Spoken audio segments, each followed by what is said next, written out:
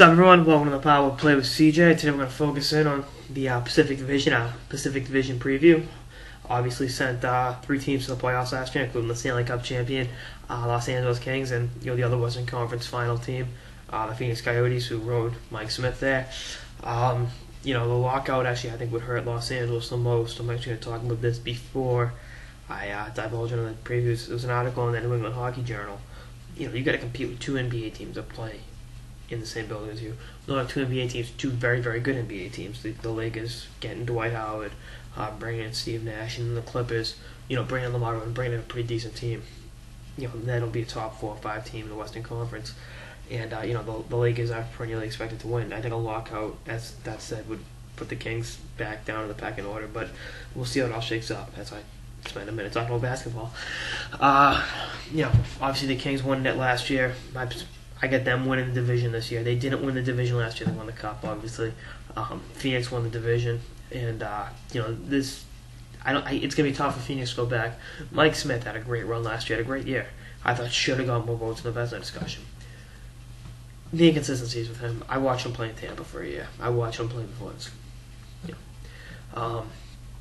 I think Phoenix is gonna fall to 4th in the division, but we'll talk about that. I got LA on the division. They got the offensive fire. The offense will be better than last year because it was abysmally bad. And you got Quick. End of discussion. Biggest X factor for Los Angeles, Jeff Carter. He's shown he can win a ring. He's got to increase his production and be consistent for this team to go back to back and avoid the lengthy offensive droughts they had last season for stretches. Then when they made the playoffs, it was an absolute juggernaut that no one was stopping, no matter what. And then second best team in the division, I got Dallas. Brandon Yager, just Jaromir Jagr in Texas. That's kind of a funny thing about it. Yager, Ray Whitney, Derek Roy. I can hit Roy as the X factor in Dallas. Can he be a great complementary second line center to Jamie Benn? Can the older guys step up and really help Roy? That's going to be the biggest question for Dallas. They can't carry that and do it again. And, a lot of holes on that defense, but I think they can be a pretty good team. Good coaching staff. And Jamie Benn's one of the most underrated players in the game, in my opinion. And I think they can definitely compete for a playoff spot and end their lengthy postseason drought. They haven't made it in 4 years since they won the conference finals. Lost to Detroit. Then I got San Jose. I get them in the playoffs too. I think that window's passed. I think the Thornton-Marlowe era is over. I think it's now the Pavelski and Logan Couture. I just think that it's tough to. It's them in Ottawa, where I think that between 2005 and 2011, the most disappointing teams, because at least Ottawa made it to the Cup Finals. The Sharks never did. I think that's too bad given the talent that they had. Still think they'll be a playoff team, but I got that biggest X factor is Patrick Marleau.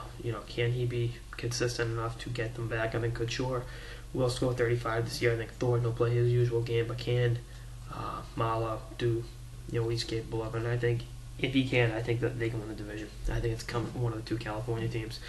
And then 4th place, I got Phoenix. If Mike Smith can play like he did last year, they're in the playoffs. End of story. But that leaves a lot to be desired. The ownership situation, the Shane Doan situation, we don't know if Doan's going to be back or not.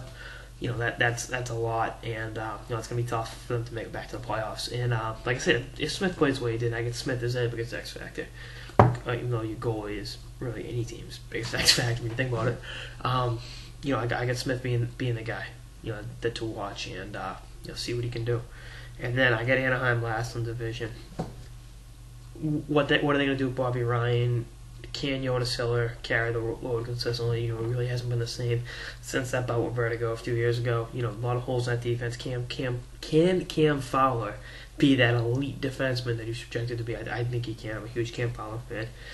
Where Sheldon Surrey and Brian Mallon worth the investments. Can Getzlaf get back to where he is? And I think that's the biggest X factor in Anaheim is Getzlaf. I think if he can, get back to the point-a-game, 100-point guy he was. Actually, was never out. I think he hit 90 a few times. Everything else falls into place. Corey Perry's game will get better, and he just makes everyone on the team better. He's that kind of player.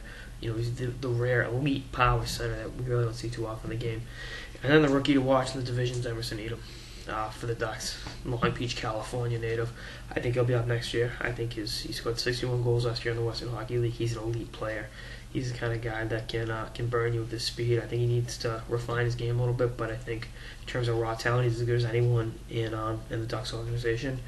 And I think Anaheim's gonna have some growing pains next year. I think they'll get Perry and Getzlaf locked up though. I think that'll happen, and I think Bobby Ryan stays. And I think if Hiller can stay healthy and Getzlaf can return to offensive production, this is a playoff team too. I think realistically, none of these 5 teams suck. So.